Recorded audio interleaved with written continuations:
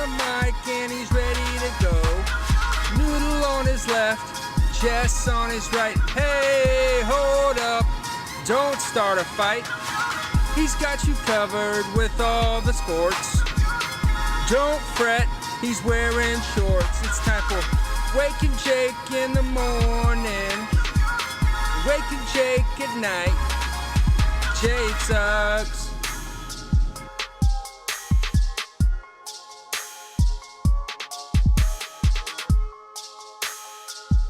Woo!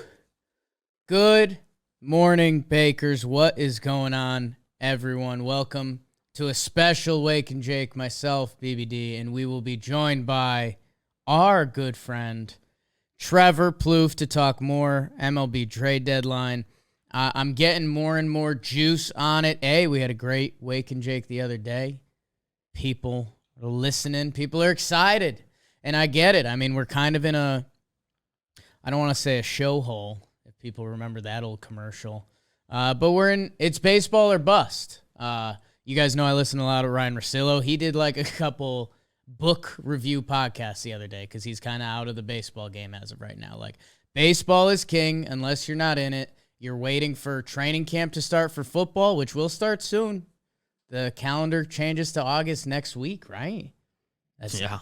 It's wild. It's wild. The older you get. The deadline is August 2nd, which is a week from today as we record it. Tuesday. So, and yeah, we're pre-recording to get Trev on, and we have another big John Boy Media activity we're doing. You guys probably already saw the floorball.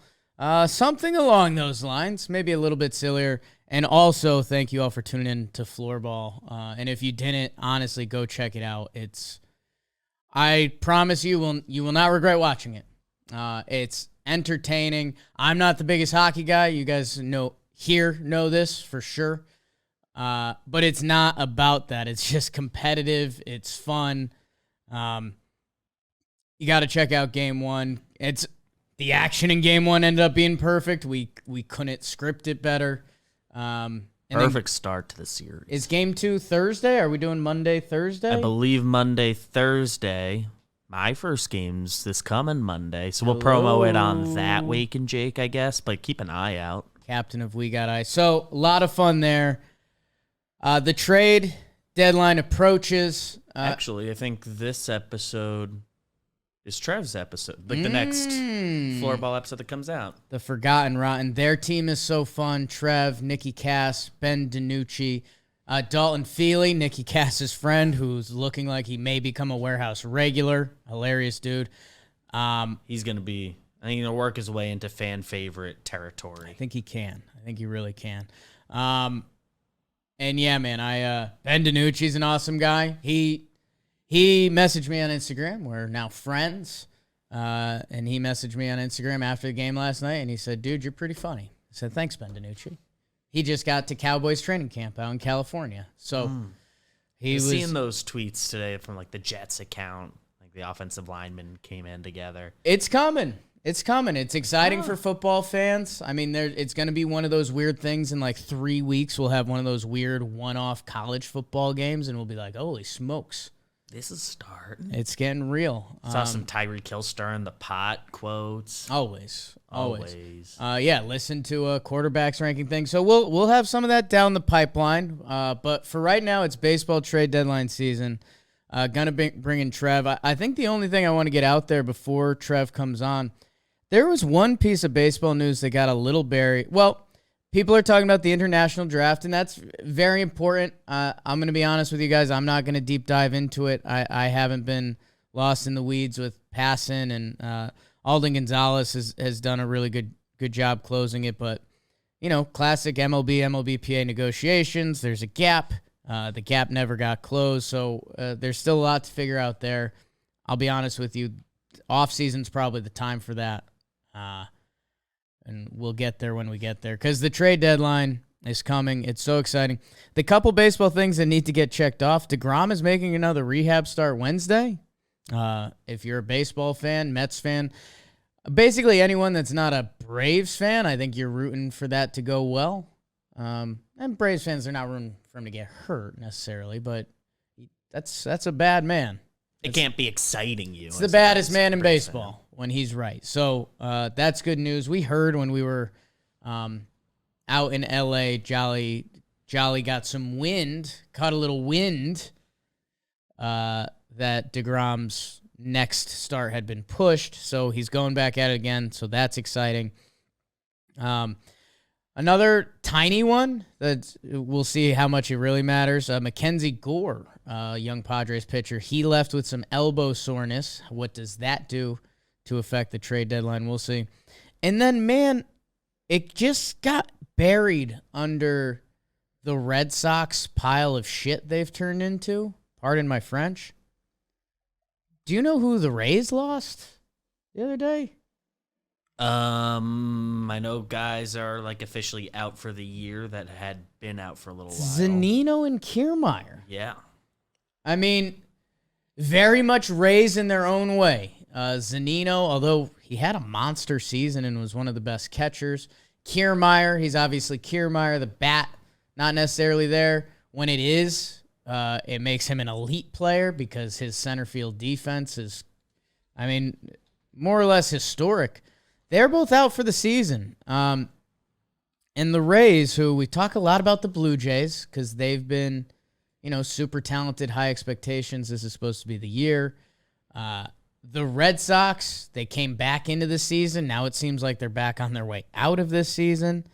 Although they did win last night, right? So I think people are saying the Red Sox are going to sell. I still have this next 7 days circled because if they win, you can't trade away JD Martinez. You can't trade away Nathan Eovaldi. Xander Bogaerts, I don't think that was happening either way, just because he's so attached to that franchise that the prospect value you're going to get back is just going to end up being laughable, that you might as well ride it out and still continue to negotiate and hope you land in a good spot. The Rays team is a really funky roster, and I think they have a big August that losing Kiermaier and Zunino, two guys Trevor Plouffe was teammates with, that one kind of got buried. Not Zunino, Kiermaier. Yeah. Not Zunino, Kiermaier. Am I on the show right now? You are on the show, Trev. I was going to introduce you after doing this Athletic Greens. No introduction. I was going to do an AG1 read, if that's okay with you. Because I love AG. We got to keep the lights on. I love JG too. But AG1, Athletic Greens, Trev, our guy Chris Rose. He's getting up there in age. We're worried. He's older. In decent shape. Oldest guy at the company. Yeah. He's in decent shape. He lost some weight recently. He's been keeping an eye on it more, and he's been doing that also with AG1 because he gets his 75 high-quality vitamins, minerals, whole food source superfoods, probiotics, contains less than 1 gram of sugar. No GMOs, no nasty chemicals or artificial anything while still tasting good, and it's costs you less than $3 a day. You're investing in your health, and it's cheaper than your cold brew habit. To make it even easier, Athletic Greens is going to give you a free 1-year supply of immune-supporting vitamin D, and 5 free travel packs with your first purchase. All you have to do is visit athleticgreens.com/Jake. Oh, Trevor's going to like that. athleticgreens.com/Jake to take ownership over your health and pick up the ultimate daily nutritional insurance.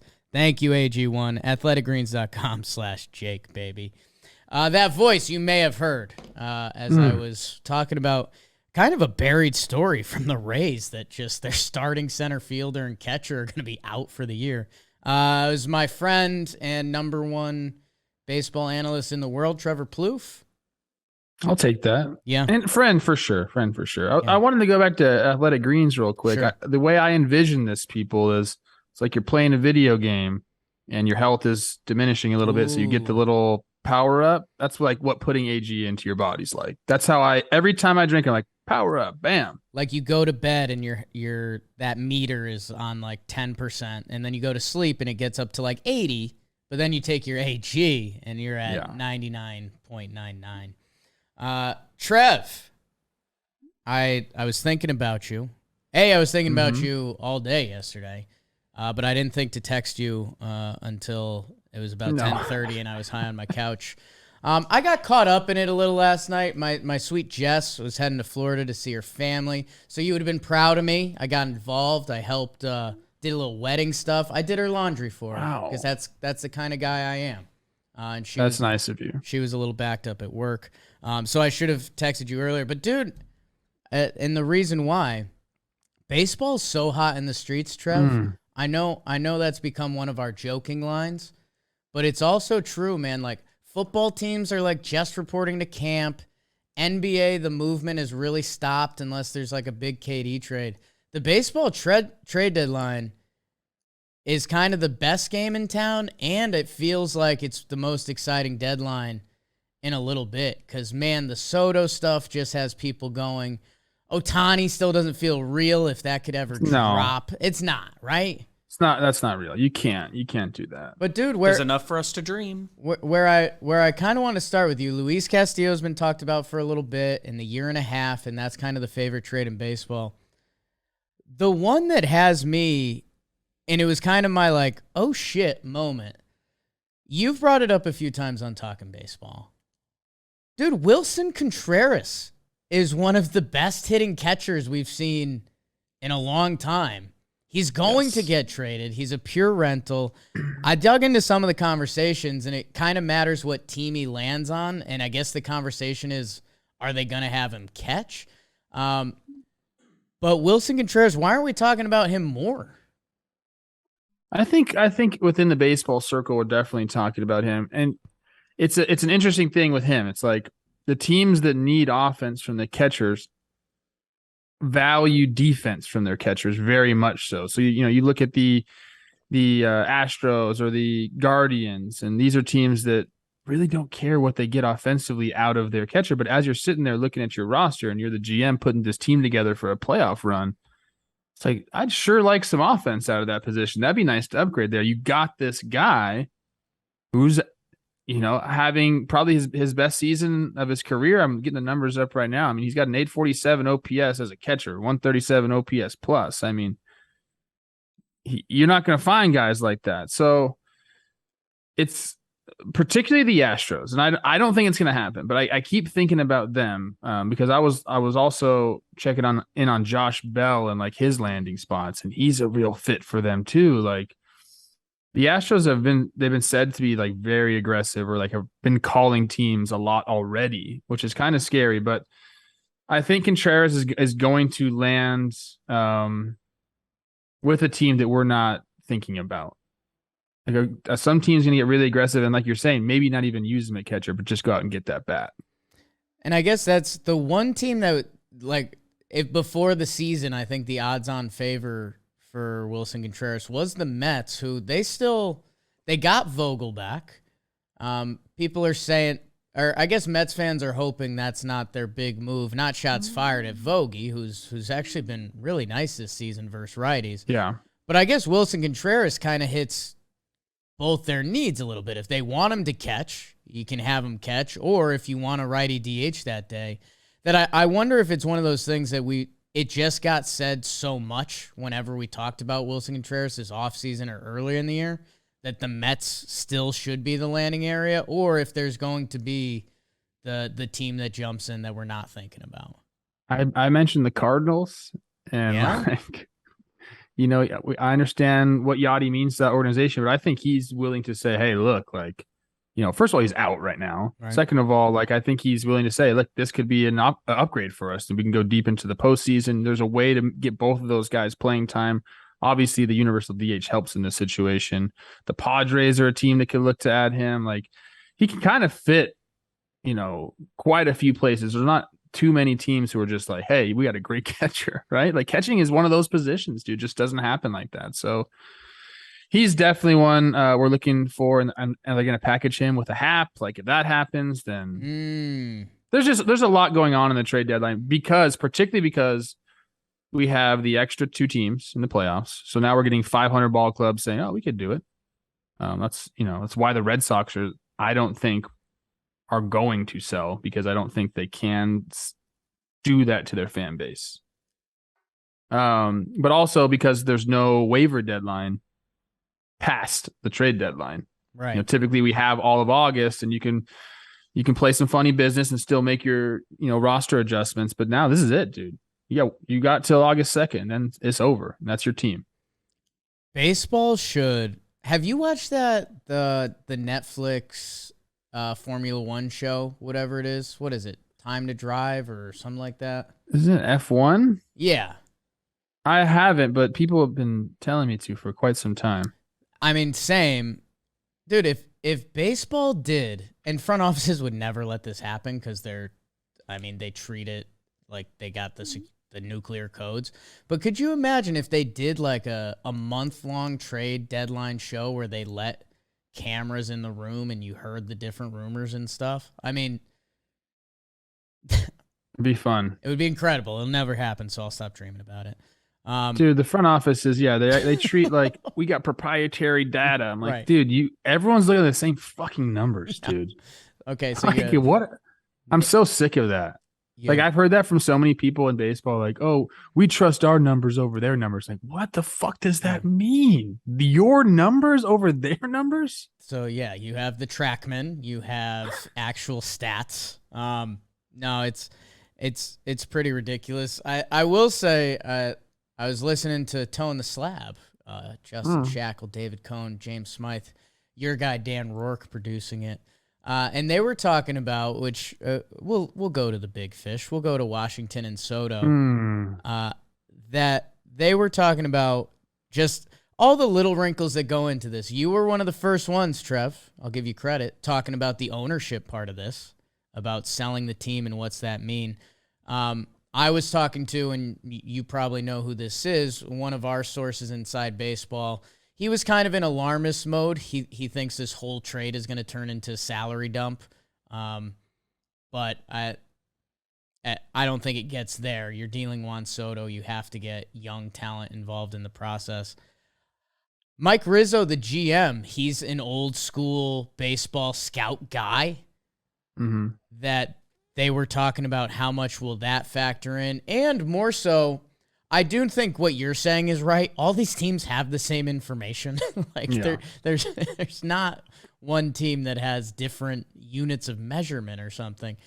But I do think they evaluate talent differently and value talent differently. That, sure, you could see Oswald Peraza on the Yankees as, oh, he's the number 25 overall prospect. The Nationals could look at him and like, that guy's never going to make it on a major league field. And that's the thing that we never know about trades. The team trading has to like your prospects, and there's a little Mike Rizzo potentially old school side to this.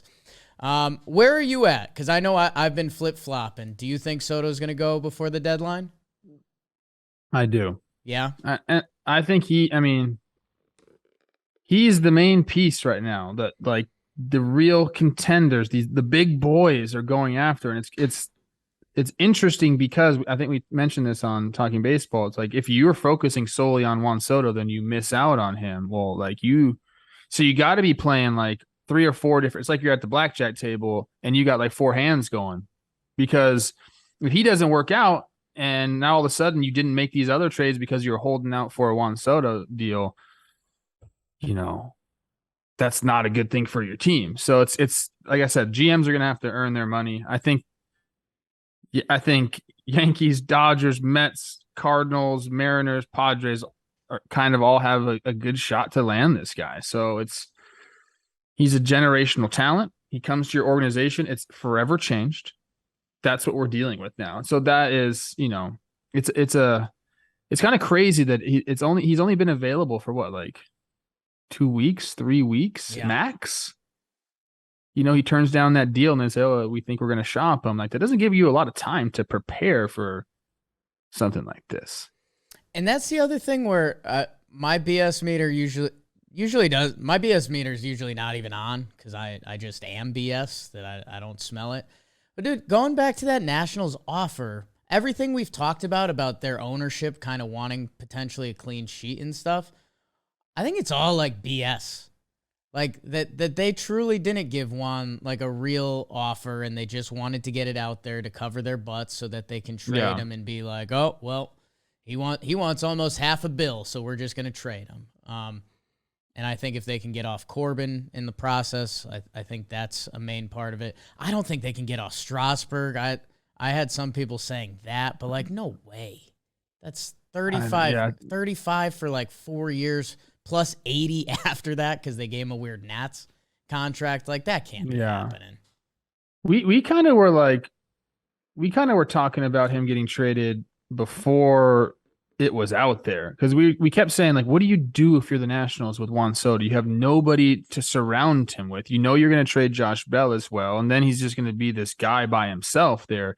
Like, you either have to surround him quickly with talent or you have to get rid of it. We talked about this, and I think that they've made up their mind, kind of like they're seeing what happens with Mike Trout in Anaheim. Yeah. It's you can have your guy, but if you can't figure out a way to surround him with a winning team, it's all for naught. Now, sure, he's going to sell tickets and jerseys, and he's the face of your franchise. That's worth a ton to this organization. There's no doubt about that, especially a player of his magnitude. Like, this guy is a historical baseball player. I can't stress that enough.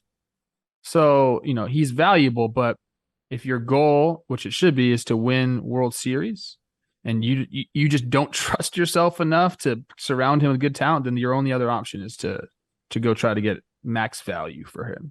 And that's part of the reason I keep flip-flopping. I'm currently on team he's going to get traded, because the main reason I keep coming back to is the GM ego side of this. If you're a GM and you can trade for Juan Soto and like add that feather to your cap, you do it. Like, whatever prospect package you're going to give up is not going to hurt you more than Juan Soto's like Hall of Fame career in 2.5 years you're going to get from him. Like, it's just never happened. You're not going to trade away 2 Hall of Fame guys for 1 Hall of Fame guy. I guess the part which brings me back to the flop is that you mentioned Ian Happ, our guy, John Boy Media. You were the first one to call him 9-figure Happ, I think. 9-figure Happ, yep. This Juan Soto trade is going to be a big one. It's going to be historical if it happens before the deadline or if it doesn't. There's a lot of teams that have a lot of needs, a lot of the big boys, my New York Yankees. If you're one of these teams and you're eyeing the deadline and you're talking about playing different hands, and this Rizzo, he's already on the team. Soto trade. There's a lot of moving parts between money and prospects and getting that figured out. We've got about a week left, a week as we record. At what point do you start getting nervous and you're playing your other hands? Say you're the Yankees. You don't know the Nats are going to trade Soto at all. They might just get cold feet and say, we're not getting the package. That one of these teams at some point is going to say, I'm done with those dudes. Like, I'll take Ian Happ, who, by the way, his defense has improved this year. He was an all-star. Like, usually the big trade has to happen first, and then the following trades trickle in. I think the tricklers are going to start happening, and teams are just going to say, screw this, man. I don't even know if they're going to move this guy. It's a possibility, like some guys are going to say, hey, we really don't have a shot, so let's just go start getting the second, third tier guys, which are excellent ball players. I mean, Juan Soto's on a whole nother level. I agree. Like, you have to make moves. That's what I was saying. Like, these GMs just can't just sit around and wait for the Nationals to choose them. Like, they need to go make moves now. It's a week left, and that's it. So yeah, I mean, I'm curious to see if any team, say like the Yankees, sure, they don't really want to give up their prospects, but they want to act like they're in the Juan Soto deal. So maybe to block other teams, like if they say, hey, here's our package, like, let us know, give us a counter, and the Nats are like, dude, we can get Volpe and we can get a couple other guys and whatever. I don't even know who your top prospects are. I'm not a Yankee dude. I'm a Crespi baseball guy. But hey, if you put together a package and you get the Nats thinking about you, then at the last second, now we're good. You might screw another team out of it. Is there back channeling like that? I don't know, man. I'd like to think so. And we need a TV show to show us. Right? Because how cool would that be if like Kevin Costner, he would do that. If the Yankees got like I'm trying to think. The Yankees got the Dodgers to trade for Benintendi because they thought they were out of the Soto deal, and then it's still there, and now they're sitting there with Benny. Exactly. I mean, hey, they just you know what I love about this show, Jake? Insta flip Benny to another team. What do you love? It's not a baseball show. I can talk about other stuff. Dude, I actually just got excited. While we were talking some of the best baseball commentary you can find, I was excited, and I was like, in 3 minutes, I want to like post game some LA All-Star Weekend with you, because like your draft story's still not out there and stuff. I don't know. Yeah, just you being the king at the draft, like you and Passon are okay now. I think the world deserves to know that. Pass and I are best friends. There was a moment, but then we overcame it. I was hanging out with legendary baseball players. Right. It was great, dude. But I wanted to ask you. Yeah. And then I got to go because I got to do baseball today. Did you see the new Bengals helmets they put out? The white ones. Yes. Yes. Hot. Yeah. Like that team is hot. First of all, orange, black works. Yeah. It works. For a No sports matter team. what sport you're in, it just works. Okay. The helmet is when they put those things on. Yeah. You're sprinkling. You're sprinkling on that. Whenever you get a chance. There's something about white clothes. I think I'm going to start getting more and more into it. I mean, brides literally wear white on their wedding day, which shows you that it's 1-1. Like, that's the winner. Pure. You're just pure. That ends all arguments. If you see a team in a white jersey before it gets anything on it, you're like, that's so clean. It's So much better than gray jerseys. Oh, my God. That people may remember this from our Denver All-Star game. The loop jerseys we wore. I almost threw that on the other day just because it's black and white. I was like, summer's here. I'm kind of hot. This is a clean jersey. And then I was kind of like, no free ads.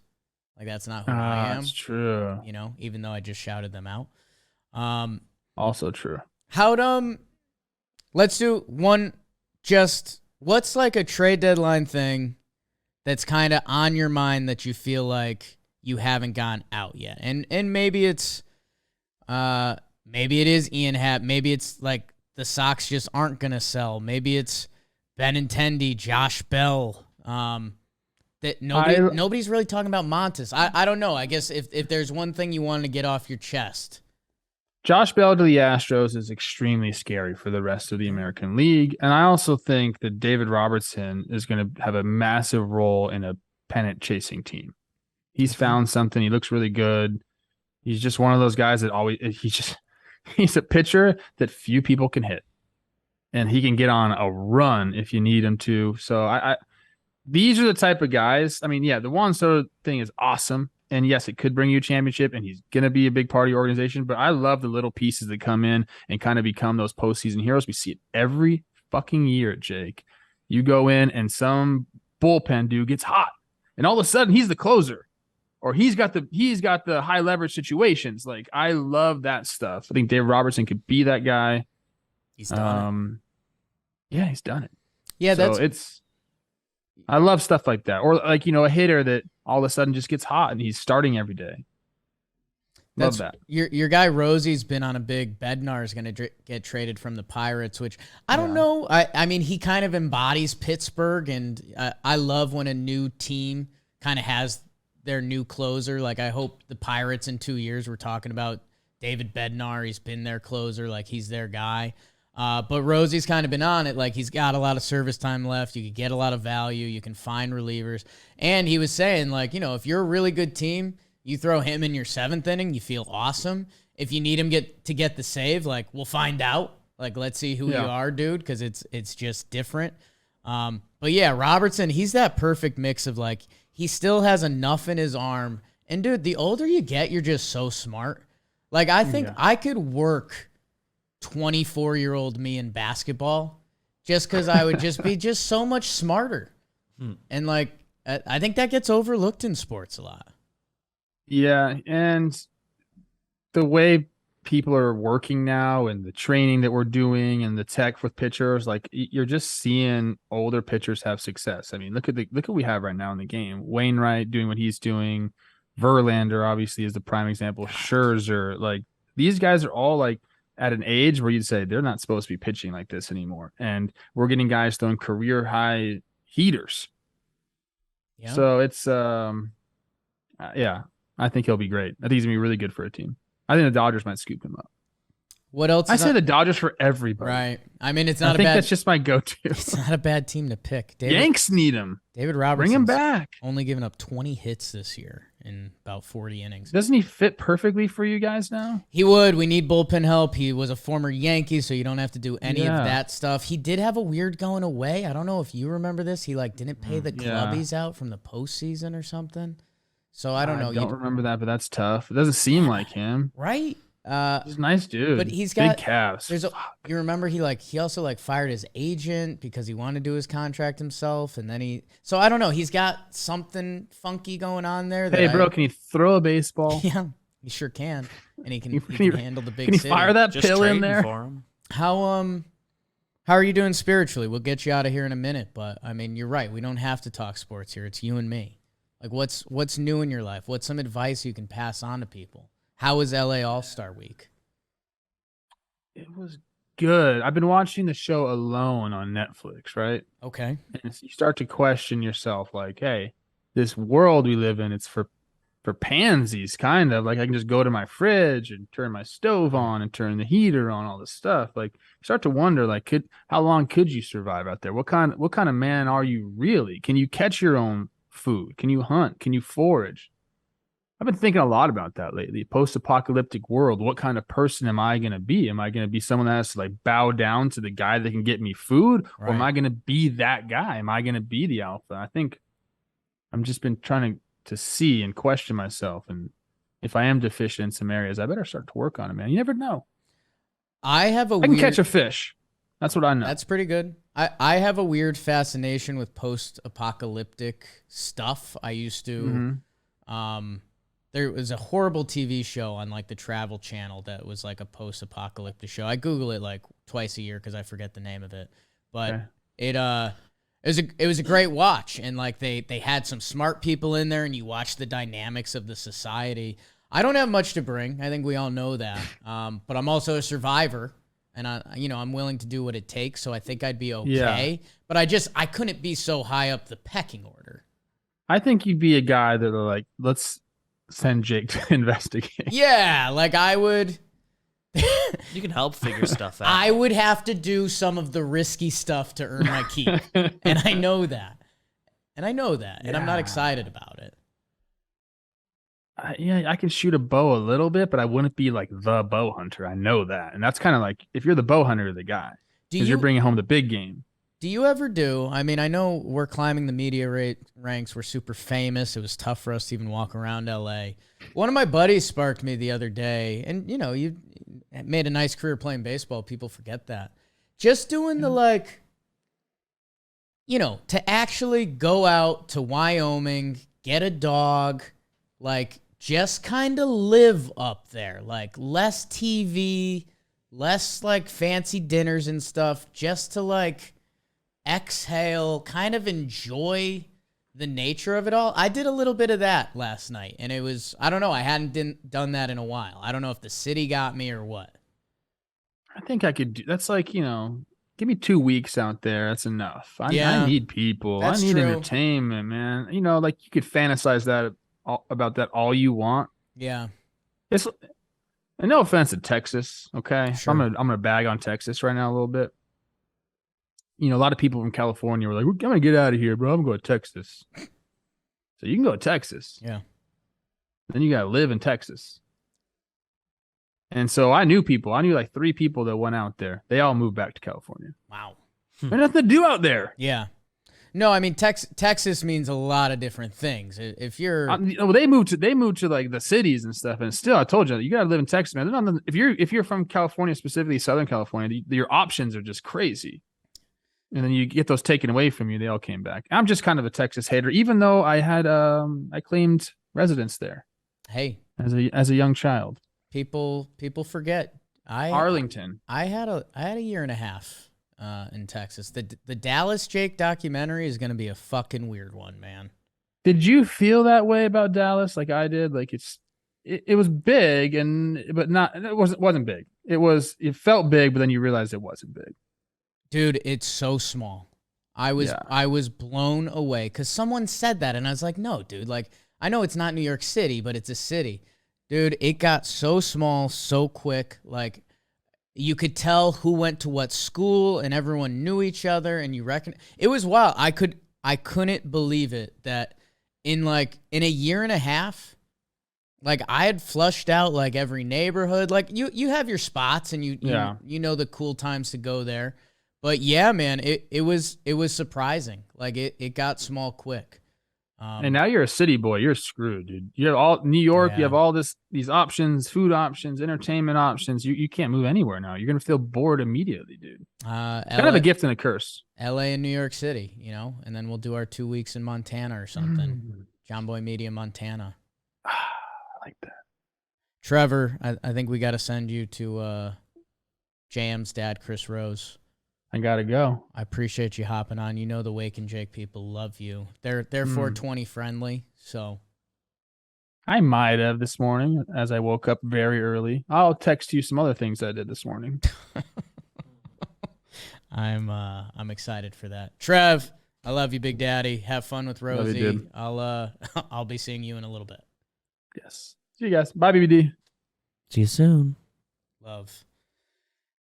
That was 4-time All-Star Trevor Plouffe, Jam Warehouse All-Star Trevor Plouffe. Again, he'll be playing in the floorball tournament. We think Thursday that comes tomorrow out. night as you're seeing this premiere. Yeah, dude, they're him, Danucci, and Nikki Cass, and like we said, you'll be introduced to their goalie, Dalton. It was supposed to be Dan Rourke. Everyone was pretty bummed out that it wasn't Dan Rourke because, God, amazing. That content would have been so good and so bad. But Dalton ended up being perfect because that team needed a peacemaker, and that's who he was. A lot of alphas, a lot of alpha males. I obviously didn't, while we're doing it, I didn't get to see any of their press conferences or anything, and that I am particularly excited to see. Him and Nikki were tense. So go tweet at Trev. Thank him genuinely from the Baker community. And yeah, man, the more I could talk about the deadline all day, every day. Like we were laughing before we started recording this that Farm to Fame, they did a Juan Soto package episode. We talked about it on Talking Yanks. We've been talking about it on Talking Baseball. And normally I'm not that. Like in my head, I hate that because that's what ESPN turned into. But it's not because we're excited about it. Like ESPN does that stuff for the clicks, and they just, in my opinion, they lean too far into that. Like I still, if Jonathan India hits a grand slam, I still want to know about it. And we still get that on Talking Baseball. And we do mention that. But this is one of the big ones, man. Like this is Juan Soto's 23. Whatever team he gets traded to is going to try their damnedest to resign him. Whether it's Yankees, Dodgers, Cardinals. It may not happen. If it does, and probably why I'm being so dramatic and yet happy about all this, like, your team just got a Hall of Famer. In their, prime like, years. Like, if 25. If Juan Soto gets traded to the Yankees in the next week, like, Juan Soto, Yankee Hall of Famer. On the table. Like, it's almost like 90% done. Sure, there's a 10% chance. Maybe he doesn't like New York and he leaves in free agency, gets outbid, whatever. But it probably ends with Juan Soto going into the Hall of Fame as a New York Yankee. Like, do you know what that means to us? Like, the way we talk about Bernie Williams, the way I talk about Bernie Williams is a little different because my mom said he was my dad. So that does stuff to a young man. Paul O'Neill how long was Paul O'Neill with the Cincinnati Reds? Without looking, what would you guess? I would guess I happen 5 to years. know, at least 5, I think. I just typed Reds instead of O'Neill. God I damn happen it, to know Jake. it was like a decent chunk, I think. Paul O'Neill So I could loophole this pretty hard. He's got 1, 2, 3, 4, 5. He's got 6 real seasons, an 84-game rookie season. He did appear in games the 2 seasons before that, but 5 games and 3 games. So I won't do it for this exercise. But, Paul O'Neill had a career, age 24 through 29 with the Cincinnati Reds. Think about how revered he is in Yankee history. Like, they're retiring the number this year, finally.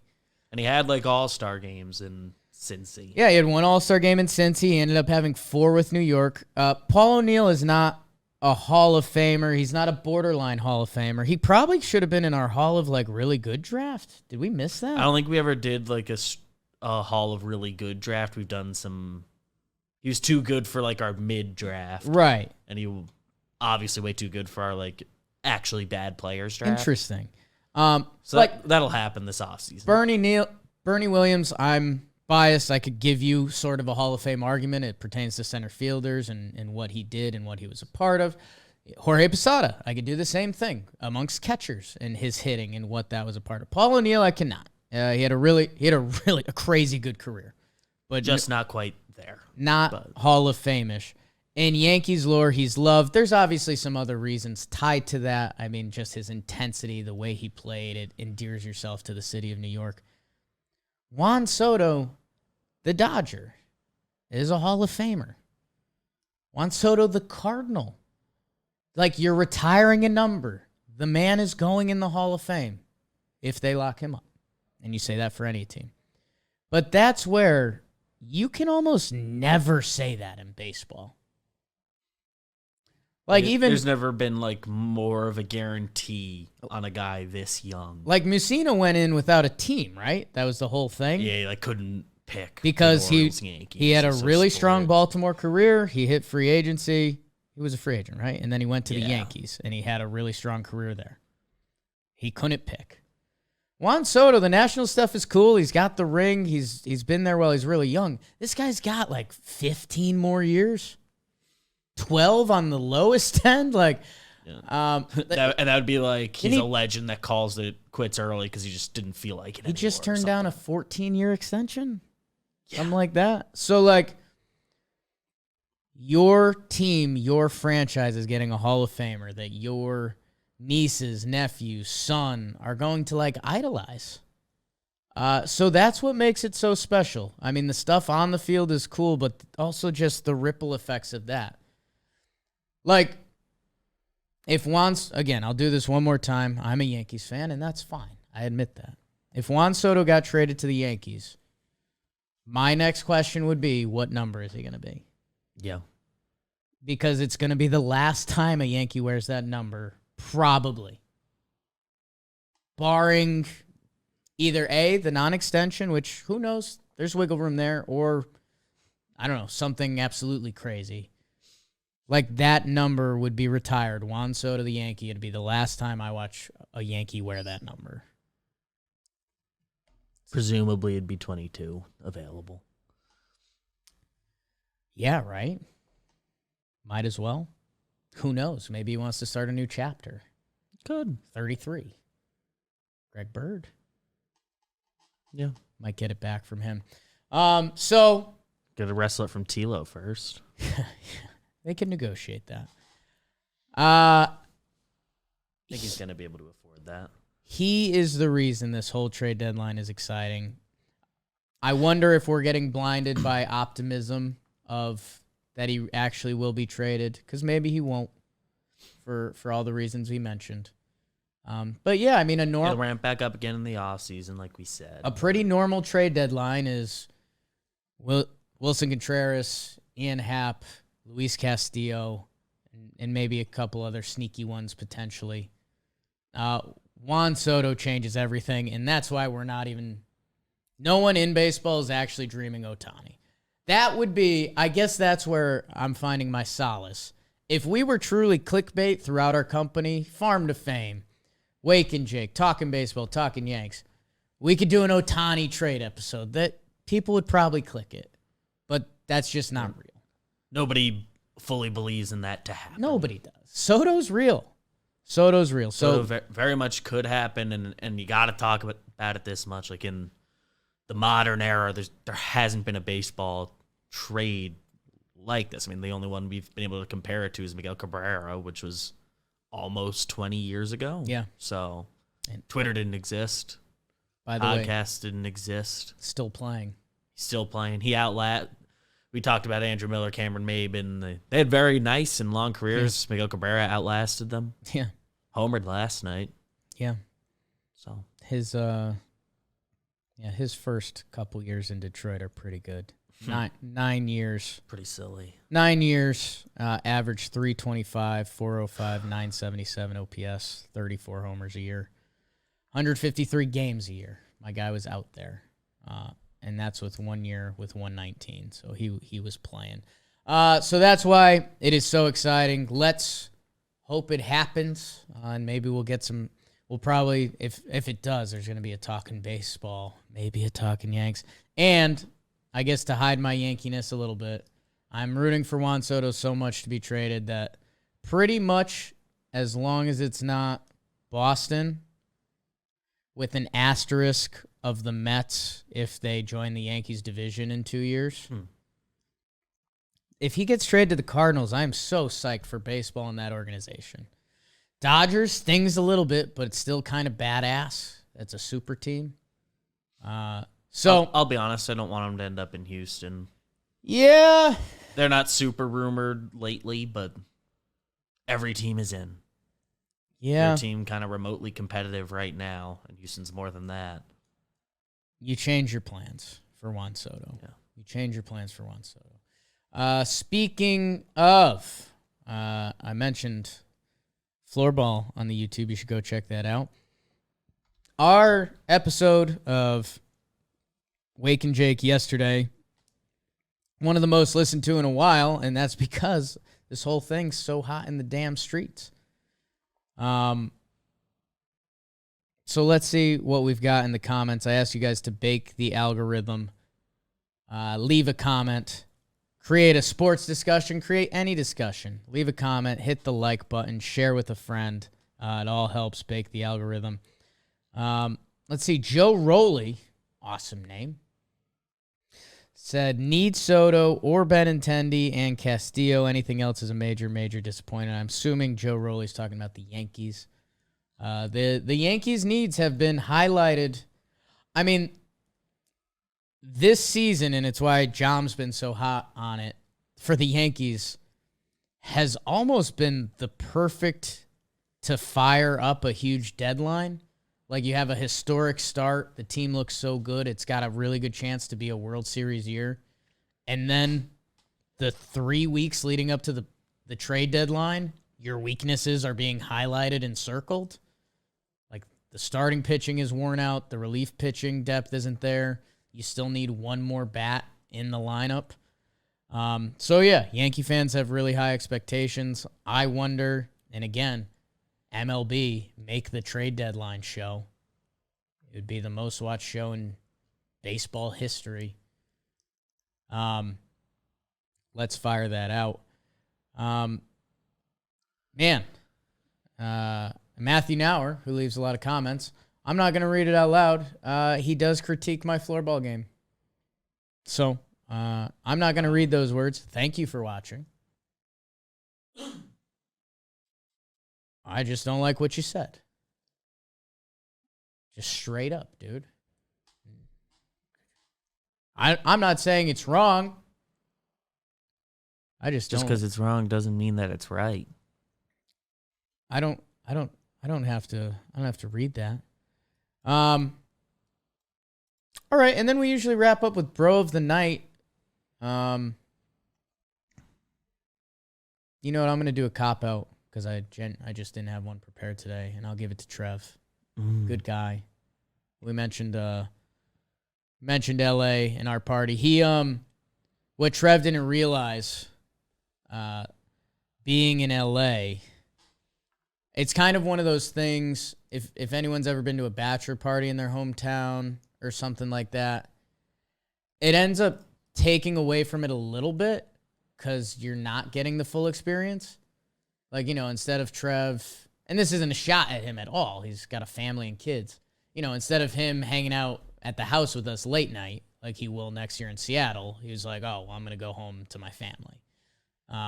That being said, we had a blast, and he brought our JM party on Sunday night. He brought a lot of his neighborhood, which is a lot of cool LA people that definitely add to the environment. So Trevor Plouffe, bro of the night, tweeted him.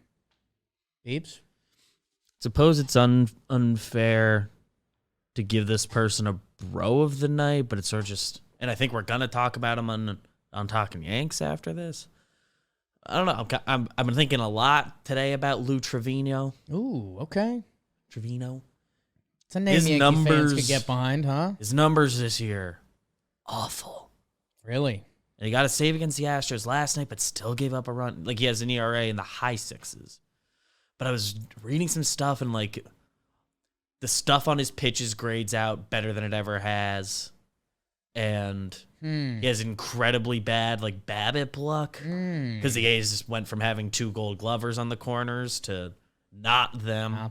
And Tony Kemp plays a lot more second base than previous years when he's better suited in the outfield at this point. They have kind of like a historically bad defense around him, and he's on a bad team where nothing really matters. Sure. And I just don't know what to make of any of it. Okay. Because he was really good really recently for a while. Like, I think he was drafted in our like reliever draft with Jerry last fall. And like he's a good pitcher. Yeah, the K percentage is up, whiff, fastball velo. I went to the wrong Trevino. Damn. But So yeah. I really don't know what to make of any of it. And like the A's will trade him. Throws a sinker, which in Yankees land Might need to just get somewhere that matters, and Matt Blake fixes something. Yeah, I mean, a reliever changing environments, I can always get talked into that. Like he has, if the Yankees got him, I'd rather he not be the only reliever you get just because of the year he's having. But like, it was like a crazy BABIP number. Okay. I think his BABIP on ground balls is in like the high 3s. That's unheard of. I feel like the Oakland It's trades. crazy. I feel like the Oakland trades are going to happen soon. I think some team is going to say, okay. The Pirates have opened up, so Some team is going to say, I'm out on Luis Castillo. I'm out on Juan Soto. Let's go to Oakland and get Montes or get a reliever or get whoever, Sam Mull. they're gonna trade. They're also gonna trade like kind of literally anybody with any value. Right. So you could swing 2 guys within the same trade, like Yankees Twitter. Laureano and him in the same and Trevino in the same trade. The year and a half trade for other teams that they like doing before the deadline. For Oakland, it's kind of the 2.5 because they don't have to pay that guy another year. And in theory, you get more value, which is kind of how Oakland builds their team. So, like, that's where I would love if Laureano got traded. I had the sick thought the other day. I was going to say it on Talking Baseball. I didn't. And it would be a great baseball story if it happened. I would hate it. They traded, the Mariners traded with them last year. Laureano on Houston would be a perfect fucking fit, baseball-wise, personality-wise. He got into a fight with that whole team, if you remember that. So that would be some good drama. If nothing else, it's funny. It'd be funny. It's a kind of bat that like he fits in perfectly. I would You can put him at the bottom of that lineup. God, I'd hate him in Houston. And I would love him on the Yankees if he's available. But we will see. And we will see you guys next Monday, the day before the deadline. The action should already be started breaking. Man, I just saw my trending page on Twitter, and it's Juan Soto, DL Hall, the big Orioles pitching prospect, and Bednar, the reliever for the Pirates. So, fantastic. I think in a week, or a little less than a week for us, we should have a lot to get into, and it's going to be crazy for Talking Baseball, Talking Yanks, and everything. Thank you, guys. Enjoy the weekend. Maybe you'll be hearing from us on some front. I'm sure you will. And thanks, Trevor Plouffe. And Bake the Algorithm. And watch everything on John Boy Media. Weekly Dumb, Late Night Compound Sesh. Ian Happ? Last compound as a Cub? I don't know. Farm to Fame. talking baseball, morning with John Boy and everything on AMP. Talking Yanks. You guys are the absolute best. We will see you soon. Holy smokes. Give me a Soto, Trey. Let's do it. Jake sucks.